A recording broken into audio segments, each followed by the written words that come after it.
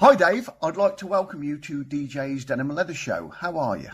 I'm very well, thank you, Darren. Yeah, and thank you for inviting me to take part in your wonderful programme. It's an absolute pleasure, and they're very kind words, sir, if I may say so. Well deserved. Thank you. Can I ask you a question? I do like to ask this question. Could you just tell me then what really got you into music, into rock music? You know, what was influencing you when you first started, sort of thing? Well, I think I was really lucky. I think if you put a lot of people on the spot and ask them what their favourite decade for music was, I was spoilt for choice because I grew up in the 60s, overlapping the 70s. So the 60s, I was a school kid in the early to mid 60s. Yeah, that's how old I am. So I grew up with the Beatles and the Kinks, the Stones, the Who, which morphed into Hendrix, Cream, Pink Floyd, which then went into the early 70s arena rock bands of Zeppelin, Sabbath, Deep Purple. America was chucking out some really good top bands as well. So for 10 years, it was... Top of the Pops used to be it was the only pop program on TV at the time. There were obviously no satellite channels then. Top of the Pops every Thursday night was what we all looked forward to, and it was almost a kind of escapism. When you got bands on there who were slightly rockier with long hair and stuff like that, and it just kind of appealed to me. And I left school in 1971 with hair cascading down my shoulders. I was a 15, 16-year-old. That's, by the way, the hair's completely disappeared now. So. But yeah, I mean, I look back at those old photos of me with fondness and whatever, but took a great nostalgia. But yeah, so music was always around me. It was where I grew up. My mum was very instrumental. She loved music. She always loved a bit of Tom Jones and Engelbert Humperdinck and Frank Sinatra. So I kind of grew up listening to music all the time. She could also play the piano, which we had an old battered piano in our little council flat back in South London in the day. So. I don't know. It just seemed a natural thing for me to listen and be involved in music. And I always wanted to be in a band. I tried playing the guitar, but I wasn't very successful. And it wasn't until the mid '80s that I really got the chance through a completely fortuitous meeting with somebody I used to work with back in the early '70s, who was in a band, and he said that he was, the band he was in was looking for someone who could do a bit of singing. I thought, well, I'll give it a whirl, thinking nothing more of it. And they offered me the role of just being the front man, really, which I grabbed. And, of course, that came about April 16th. Right, okay. So that's what we're saying is then we're up to the sort of mid-'80s then when the band got going. Yeah. Now, I believe by the time you kind of got the gig in the band, so to speak, they'd already got maybe half a dozen songs roughed out, or that's right. Yeah. Well, Chris is obviously the founder member of the band. It's been his baby from day one, and thank God for that, because he's looked after it and nurtured it as best as anybody could, really. And him and Lawrence got together to form the first couple of members of the band. They were the two guitarists, which is always a good start, I think. Yeah.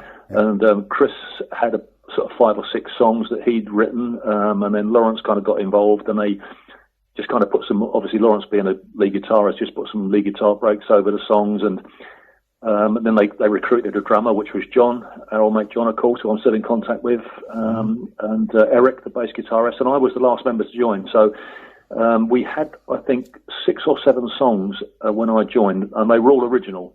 Darren, there were no cover versions. We never even attempted a cover version in our 6-7 years together. So, and they were quite determined. The lads were quite determined to keep it all as original and unique as we possibly could. So when I joined, I had a few ideas for songs, which, of course, when you got input of 4 other great guys all playing different instruments, so why don't we try this? What about that? And before we knew it, we had 3 or 4 more songs, and by the time we played for the first time, after being together for about 8 months of rehearsing and all dreading what might become a result of our first live venture together, which went down really well, I might add, it gave us the confidence to carry on writing. So, even just a small idea of a sequence of notes or a chord or some words, with the help of the other guys, kind of galvanized it. And before we knew it, we had several songs and new songs, and we were quite productive in that aspect of it for the first few years anyway. So I think, and because the great thing for us was Chris, Lawrence and I were all about the same age at the time. We all grew up at the same era, whereas John and Eric, they were about 6 or 7 years younger than us, so they were far more energetic, which is what you need from your bassist and your drummer, I guess. But those two guys were always coming up with little breaks and bits and pieces that was more in current with the music that they were listening to at the time, as opposed to the heavy influence of the blues that Lawrence and Chris and I had. I mean, Lawrence, Chris and I grew up listening to the likes of Jeff Beck, Jimmy Page, like I mentioned in those other bands, Tony Iommi. So it had a fairly strong British heavy metal stroke rock basis. But Eric and John used to drive the beat along sometimes, and it used to drag us along with it. So it was a real mishmash, like a potpourri, if you like, of ideas and personalities. And I think that really did push us along in the early days. We felt, even though we were playing music that a lot of people identified as being retro, everybody's entitled to their opinion, and I guess they were kind of right. We thought we would kind of modernise the music we'd been listening to with the help of John and Eric, to make it into something a little bit more contemporary. But there's something for everybody, I think, in our music. It's not one-dimensional by any stretch of the imagination. So we tried to vary it up with different. We've got like a punky, freshy stuff like The Dealer. We got Clapham Wood, the 7-minute epic. Yeah. We got blues standards like Don't Drink and She's Mean. And towards the end, when we finished, we had a couple of 2 or 3 great songs. I felt towards the end when we finally folded, Madagascar, Dark House, and Second Sight, which would have made it onto another record if we'd been given a chance. But we were all music fans as well, Darren. We all went to see other bands. We all liked listening to music. We all liked, talking about what bands. I mean, thrash metal was in its heyday when we started, in the mid '80s. The big four: Slayer, Megadeth, Anthrax, and Metallica. Yeah. Everybody was, well, hang on a minute. You're playing stuff that's from the '60s and the '70s. But that's what we wanted to play. So we weren't going to compromise on that. The same was on our stage apparel. I mean, we never got dressed up when we played.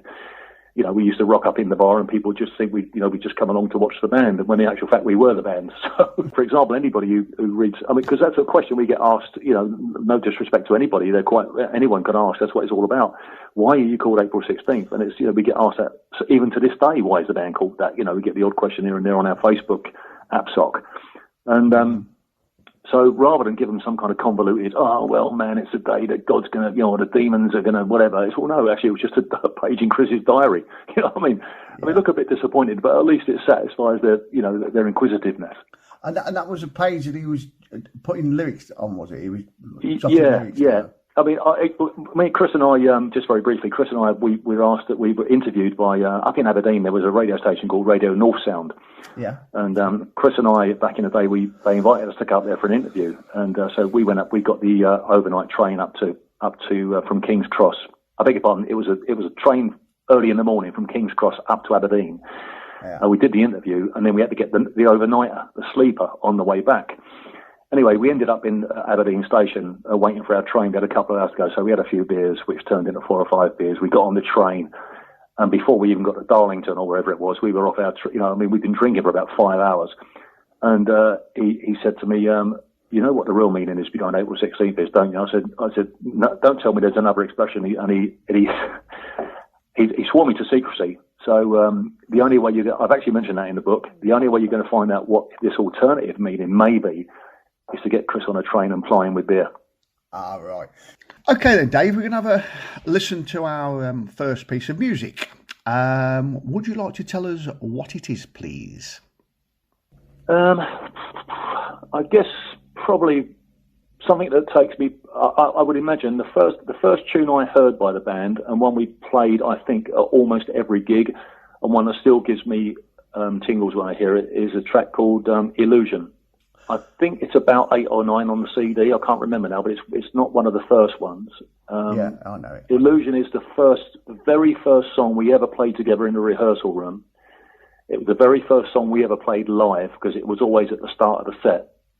And it was the very first song on our first demo tape, which we recorded in Croydon back in 1980, I don't know, just after the war. I don't know. I'm not even sure which war it was. But it's one of those songs that I think we all enjoyed playing, hence its regular appearance in our set list. Even at rehearsals, we used to love playing it because it was one of those songs that we could tweak and play, just have a bit of fun with. But I just really like the beat to it, the tempo, and it's John, our drummer, it sounds really great on this one too, where he does a little doodah on his bass pedal that even when I must have heard that song so many times, but I still think, it's John doing that little doodah. So yeah, it would probably be Illusion, Darren, I would say.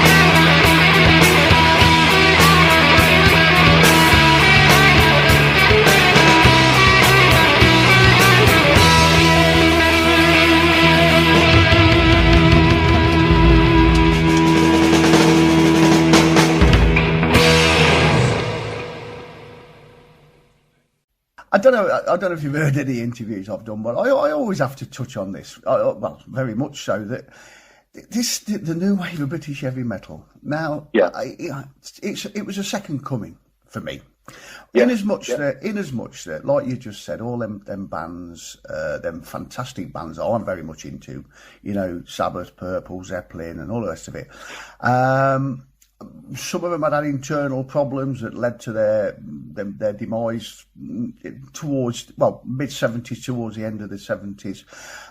We all know what happened then. There was different movements came along. The punk movement came along, and it tried to is it the statement that it made, to sweep things up and what have you. But every rock or metal, if you like to call it metal, came again.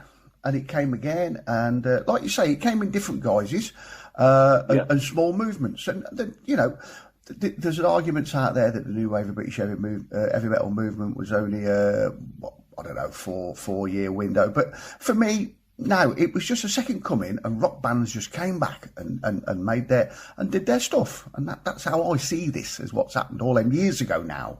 Yeah, I totally agree. I mean, at the same time, I've been to see countless number of bands before I joined April 16th, but I still go to concerts these days. I travel across to Europe to see my favourite bands, Even to this day, I'm coming down to London in May to see a band called Dune. They're really good. They're playing at Oslo's in Hackney. And they're really good. They're heavy as hell, and they're kind of current as well. They're kind of slightly progressive, this new kind of post-rock genre that people talk about. But no, I totally agree with you, Darren. I mean, at the end of the 70s, all those bands we mentioned that we all still love, they all went through various lineup changes. I mean, Zeppelin were kind of running out of steam, I felt, after probably after the Physical Graffiti album. Sabbath, Johnny James came in. Deep Purple went through many lineup changes, and in the meantime, which shows how the versatility of me for rock music, towards the 70s, your great bands like your Def Leppard, Witchfind, Angel Witch, Iron Maiden, of course, Saxon, all these bands. I went to see them many times before they got their big record deals at a place called the Music Machine in Camden Town, exactly. Which is now Coco's. So there's always been in this country, which is what makes the scene in this country so great for me, a thriving rock/metal scene, like you said, heavy rock, heavy metal, call it what you want. Basically guitar-based music played at volume. Yeah. And it's still there now. I mean, look at the festivals in this country are still going. The metal festivals across Europe. I mean, what they say, rock won't never die. I mean, there's always. It's just an expressive art form to me. Yeah. And you don't need a fantastic amount of talent, although it helps. To start your own band, and I think it's the desire to improve, and it's like a voyage of discovery. You get 2 or 3 guys together, some mates. One can play a bass, one can. You think, okay, what should we do? And the first thing most bands do is let's do an easy one by just covering a song. There's always like some kind of rock band playing nearby at a weekend, even in Norfolk. So the scene's a healthy one, and thank God for that in these times of despair. Well, exactly. And you're dead right what you're saying. And obviously, April 16th sort of ran until 91 then. 91, We folded in summer of 91, which is obviously what I've written about in the book as well. So. Well, yeah. And what was the reasoning behind that, do you think, now? Maybe 1 or 2 reasons. I think I know I've spoken with some of the guys about this. Chris and John and I we just started having regular Zoom calls about maybe doing something together. I'm not quite sure whether that materialises or not. I hope it does, but we've kind of had we've spoken about this, and I think I think Chris's perspective maybe differs from mine a little bit, but it's a subjective matter. So I mean, we're all free to express our own opinion, of course, and. I thought we were kind of running out a little bit of steam. I thought not that we've run our course, because we were playing so well, and we were really on top of where we wanted to be, but it was so frustrating because in those days you had to pay to play, and we were having to hire PAs every time we went to play somewhere, unless there was an in-house PA. So we would rely on people to come in through the door to pay for the PA, and in those days, as a bunch of guys peddling sort of classic rock, if you like, all of us certain age and appearance against the upcoming hair bands, and obviously thrash again, and it was just costing us so much money, Darren, that we just couldn't afford to do it anymore, So regrettably, the band folded. some of us, stroke all of us, managed to do little bits and pieces after April 16th, which never came to any fruition. So, which probably demonstrates how kind of lucky we were to be, the five of us, to be together when we were, even though we didn't succeed really in any major aspect of it. You know, I mean, we had an album, of course. We had an appearance on London Weekend Television on the Friday night kind of program there, Michael Aspel's 6 o'clock show. Yeah. On London Weekend Television. We did a session for Tommy Vance on Radio 1. So we had, we played a couple of times at the Kent Custom Bike Show. Yeah. We played the Marquee. So it was quite an eventful 6 or 7 years, really, but without making any great inroads into success. I think that, maybe we were a little bit kind of, not demoralised, but we were starting to realise that maybe the dream was just a little bit out of reach for us. And, no one really complained too much, let's put it that way, when we decided to call it a day. Nobody said, well, hang on a minute, what about this? We all kind of accepted it reluctantly, I suppose. Okay then, Dave, time for another piece of music. What will we be listening to? Well, I looked at some of the things that sort of get, I wouldn't say regular airplay anywhere really, but the ones that are more well known. So I've taken a fairly easy option really. I've gone for the top track, She's Mean. She's Mean was always a really popular song of ours. We had half a dozen tunes that we started off with, and She's Mean was one of those songs. Yeah. And it always went down really well whenever we played it. We were reluctant to leave it out because you can't go wrong with a bit of boogie, like a boogie blues song really. So I've gone with She's Mean, plus it's only 3 minutes, and it's got a nice little lead break in the middle from Lawrence as well. There's plenty of guitar work, as there are on all our songs, in fairness.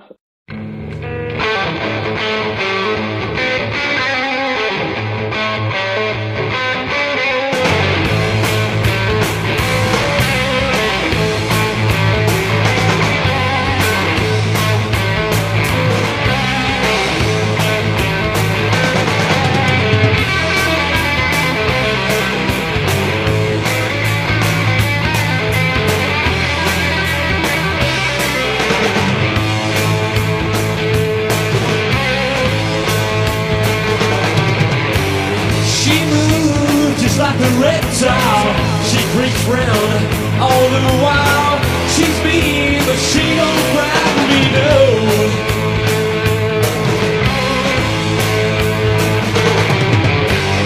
Her clothes fit like a ducktail.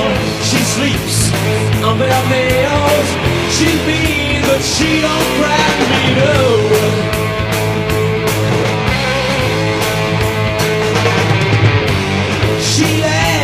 She don't cry, she lives, she ain't gonna die. She's mean, but she don't grab me, no. No.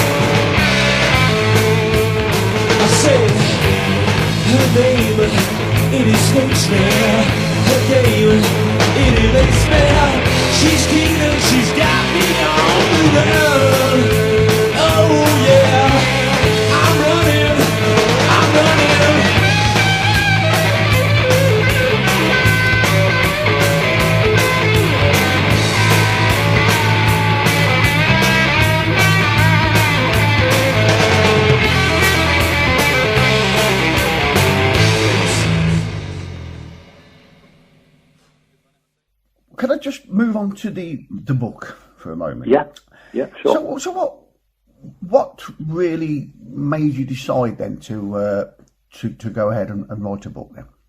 Well, it was shortly after we lost Eric, our bass guitarist, sadly. Really sadly passed away. He was one of the first people to die from COVID. Back when it all started off, when COVID kicked off, he was only 55, and he was.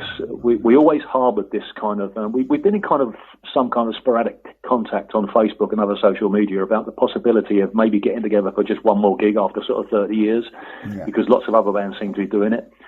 But because it was one of those kind of, it's a great idea, but if circumstances change, people change, life changes. It just wasn't really that easy. But then, of course, sadly, we lost Eric, our old chum and our old bandmate. And I started writing some stuff down that I was going to put on Facebook potentially as some kind of eulogy or some kind of. I don't really know what to call it, Darren. I don't know if it would ever have reached that point. But I spoke with Chris and John. I said, look, I've started writing some stuff down, and it soon became apparent that I had sort of 5,000, 6,000, 7,000 words, and I hadn't even really scratched the surface, So I spoke to Chris and John. I said, look, well, what memories you've got of what we did? And all of a sudden, all these, do you remember the time we did? Oh, fuck, yeah, God, oh, pardon my French. Oh, my God, yeah. You might have to edit that bit out. Anyway, before I knew it, what I did was, rather than, because we did like 120 gigs in our time together, it's impossible trying to put that into some kind of chronological running order. I just cherry-picked the best bits, which I guess is what we do, and I also cherry-picked some of the worst bits. Yeah. The interesting bits, I guess you'd call it. And I started putting these chapter titles together, and each one just came fairly naturally. And before I knew it, I had enough to get a book published. So my wife, who's a retired English teacher, she's had some poetry published, and she kind of sent the book off and the manuscript off to various publishing companies. And they all said, the great thing about it was they all responded. Thanks, but no thanks, rather than being ignored. But they did say, because it's such a niche subject, plus the author isn't anybody that anyone's ever heard of, which might be a bit of a problem. We can't really, we didn't want to pursue it. So I always thought that might be the case anyway. So I contacted a self-publishing firm. They're based over in Shrewsbury, and they said, you tell us what you want, give us some money, and we'll publish it. We'll print it for you, which is the avenue I went down in the end, I suppose. So, what started out as mainly just a little tribute to Eric has become, we've got some old pictures in there as well, although they're in black and white. It's become a bit of an account intertwined with my journey from listening to music, like we talked about earlier, back in the 70s, back in the day, through various other social aspects of being evicted and relationship breakups, redundancy, other stuff, so that it's not just all about the band, to try and keep it kind of balanced and in perspective with what was going on in my life at the time, and also running concurrent with what the band was doing. And ultimately my move away from London up to Norfolk, that type of thing. So it was really, I think that the word is cathartic, because there's some stuff in there I really needed to get off my chest that I've been dragging around for years. It's kind of made the healing process a little better, but that's mainly to do with my personal life than anything to do with the band, Right, okay. And the title of the book. I'll let you tell everybody what the title of the book is, if you wouldn't mind. Yeah. The book is called The Ghosts of April. Yeah. And I just I don't know. I just felt that we'd been consigned to the past, as quite justifiably, really. But it's just that, especially with losing Eric, I didn't want us to lose sight of what we did together, as though we were kind of in a previous life of some description. I've talked about this at great length with Chris, about this kind of we've been here before, and it all gets a bit kind of bizarre, But I just felt that it was a good title, because it means we're still around, but in some kind of spectral form, I guess. The picture on the front is actually my garden shed, which have you seen? Obviously, you've seen the book cover. Yes, Darren, I have. Yeah. Yeah. So I just got these. I just got a big sheet of plywood, and I covered it in black bin bags and put some pictures of the guys in the band in kind of sepia tint at the correct spacing to suit the windows, and sellotaped it to the inside of the garden shed that had all cobwebs and dust and stuff inside it. And I just thought it looked really great. It was an idea I had when I was sitting in the garden one day having a beer. During about sort of May, June time last year. So, brilliant. And that became just a spur of the moment thing, and I thought it worked really well as too. So, so nothing really revelatory about the book title. That was basically it in a nutshell, really, Darren. Okay. Well, I just wanted you to tell the people what it was called, and where is it available from then? It's available on Amazon. Yeah. I think in some good bookshops and some crap ones too. $9.99 on Amazon. Yeah. And I mean, I personally think it's quite a good little read. I mean, I'm not one of these sort of people that likes to blow my own trumpet. But I would say from the feedback I've got from some of the people who've got a copy of it, they said it's a good read, it's interesting. And another aspect of it is, I guess, that most books, like I said earlier, are written by people we know who are famous, and it's all about success and the trappings of the financial rewards that the rock music business can bring. Well, this is kind of the opposite. This is about what it's like to fail. It's no great determiner if people fail or not, but it's one of the aspects of the book that sometimes things can go disastrously wrong. It's not all kind of roses at the end of the day for some bands. A lot of bands will find the same thing, and this is just a perspective from a guy who used to be in a band that didn't succeed, and the hardships that go with it. Yeah. Okay. I mean, I hear what you're saying there. I mean, for me, you recorded tracks that are, in my opinion, excellent. Thank you, Dan. I appreciate that. You played some good shows with some good bands. I mean, yeah, we did. Sharing the stage with the likes of Uriah Heep, for one, that I remember reading about. But what you also did, for me, is something that I said to somebody when I was talking to him the other week. You did a Friday rock show session. Now, I think that programme for me is legendary, and it always will be. And to have appeared on there for me is something that nobody can ever take that away from you. So so I think that's just a massive accomplishment in my opinion. So I have to point that out. But what I am interested in asking you is now something you touched on a moment ago. Are you guys looking at maybe doing something else then, recording some other material? Yeah, we are, but it's in its formative stages at the moment. The problem we've got is, obviously I'm up in Norfolk. Chris is down in Hackbridge and in Surrey, and John is over in Penge. Lawrence, our guitarist, he's a bit elusive at the moment, but Chris seems to think that Lawrence would be keen to get involved as well.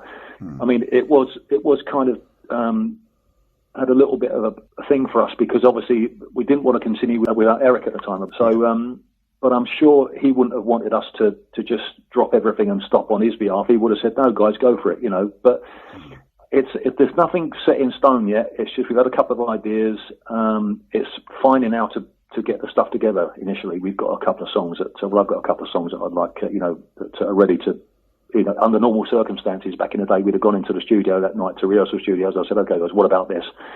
And we probably would have progressed with those two songs. Yeah. So it's just a case now of the technicalities and the logistics of how do we get the guitars and the drums and the bass and the vocal in some kind of format that makes it presentable and worthwhile.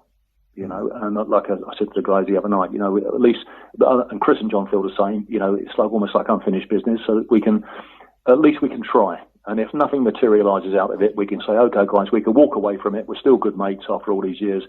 At least we gave it a shot." Rather than, as that old saying, it's better to regret something you've done than something you haven't done. So, I totally agree. Yeah. So it's all in the pipeline at the moment, Darren. But of course, if anything does materialise, you'll be the first to hear about it, mate. Thank you. No, I really do appreciate that. And no, like I say, I am a fan of your music, and I really look forward to hearing something new. Okay then, Dave. We're going to take a listen to our last piece of music then. Could you give me a little bit of background on what it is, please? The third track out of the three is Looking for Love, which is the last track. I know it's only less than 3 minutes, but Looking for Love was one of those songs that when we got it right, it sounded fantastic, but it doesn't. It's fairly straightforward, but it's got one or two little tricky bits in going on in it that not necessarily timing issues, but like tempo. Really, I thought it was probably a chance for us to, it was probably the most commercial song we wrote because it's just the way the structure of it, and it's our shortwave song as well, 2 minutes 58. Okay. And it's one of the songs on here that never gets played. I don't think I've ever heard it. I think I've heard most of, if not all the others. But Looking for Love is one song that I don't think I've ever heard anywhere on any radio show or that type of thing. But and I think it's looking at that. I think it's one of the last ones we did. Sleepwalking was obviously we've all heard Illusions on there already. Rattlesnake. The Dealer. I mean, I was tempted to put The Dealer in, but that was another crashing live. I mean, that was brilliant live, The Dealer. That really was. I mean, but I think because we don't get to hear Looking for Love very much, I thought I'd gone for that one.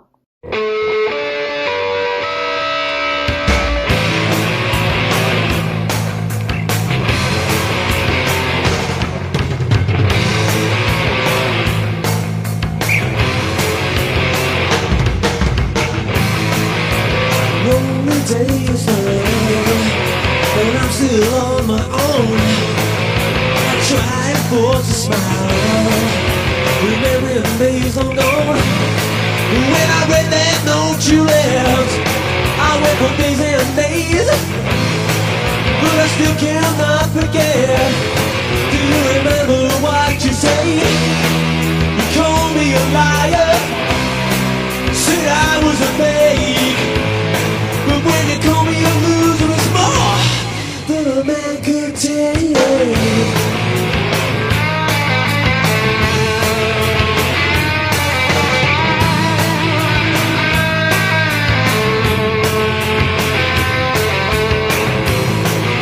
Been trying hard to find answers to break the clues.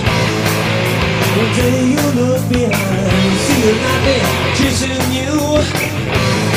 Maybe we could have made it. Never know. You never tried explaining that you didn't show. Got my life in a circle. Don't even know my name.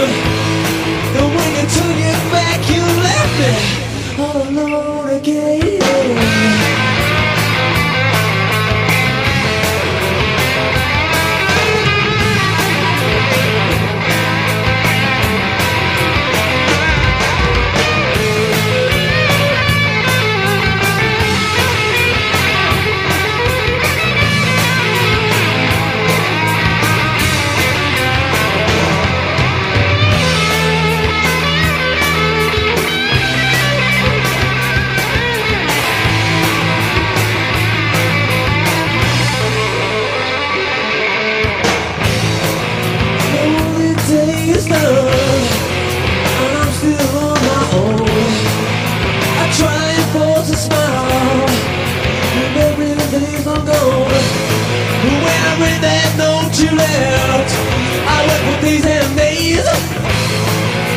Still cannot forget.